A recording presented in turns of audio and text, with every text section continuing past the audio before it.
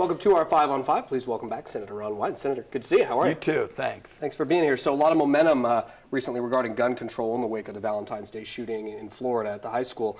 President Trump is now talking about possible background checks and other changes regarding guns. Do you think that something is actually going to happen in Congress? This is the time for the Congress to stop ducking.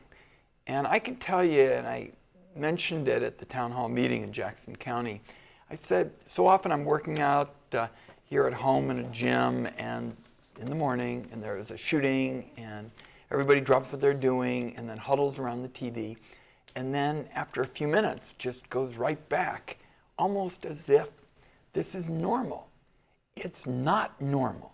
This is not normal. It's got to end, because I'm tired of Oregon parents and parents all over this country packing a lunch in the morning for their kids and wondering if their kids are going to be safe at school.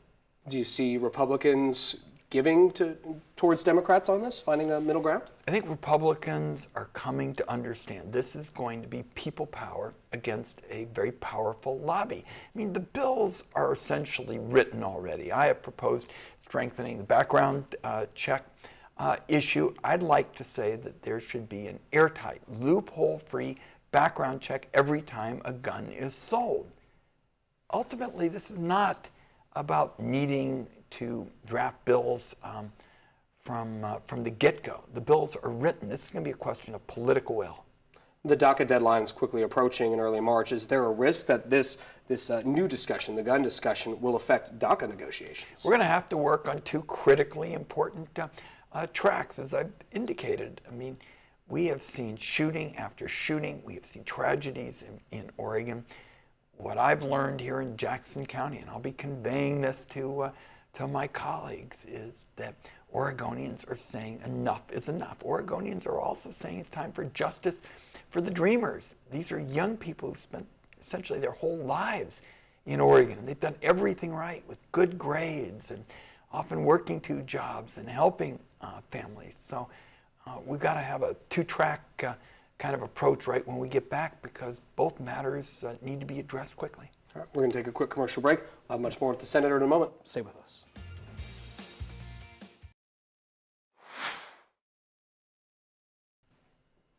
Welcome back to our 5 on 5. Getting here with Senator Ron Wyden. Senator, as Americans are doing their taxes right now, some major employers are handing out bonuses. Republicans are touting their tax plan as putting money in Americans' pockets. But you're calling it a GOP tax scam on Twitter. Why is that? Let's put some real numbers behind it. We have been following SEC filings, public announcements. There has been $120 billion used for stock buybacks, which helps the executives. It boosts the price of the stock. They use it for compensation for the executives. There's been about $5 billion in increases in compensation for the workers. That's not what the middle class was promised during the course of this debate. One supporter of the tax bill after another went to the floor of the Senate, and they said early this year workers would see their paychecks bulging.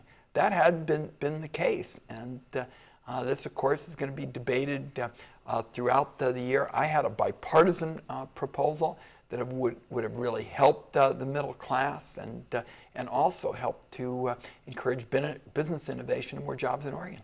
2018 with the midterms is going to be a big year for Democrats, of course, for both parties. But do Democrats need to convey something to get not only voters to come out, but to sharpen their message, if you will? It's a big year. Certainly, voters in our state are show-me voters. And what I said in Jackson County is I said, here's what I've been supporting with respect to tax reform. I've made that clear on health care as well. Trump administration wants to bring back junk insurance that could discriminate against people with pre-existing conditions. I've had a bipartisan bill on infrastructure. It's so important to improve roads and bridges and transportation systems. So I think those in 2018 who can show a real record of bipartisanship, and I focused on that with respect to taxes and health care and infrastructure, really helping the middle class. That's what our voters want to hear. We're recording this now on Thursday between your Jackson and Josephine County town halls. Was there anything that surprised you about your town hall here in Jackson County? What was striking was the passion for change on these big issues where you're taking on major lobbies. That's what I think citizens feel with respect to common sense measures on gun violence. They're not talking about violating the Second Amendment. They just want common sense. Afterwards, I was asked about net neutrality, which is enormously important because after you pay your internet access fee, you ought to be able to go where you want, when you want, how you want.